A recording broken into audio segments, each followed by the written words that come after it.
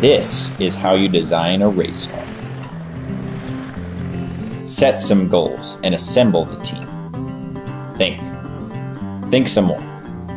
Think. Whoa, too much thinking. Epiphany. Do some sketches. Jump. Start over. Come up with better options. Now get inspired. Make some more sketches. Model it. Now prototype it. Find the center of gravity. Move the center of gravity. Whoa, too much. Move it back. Tune for speed.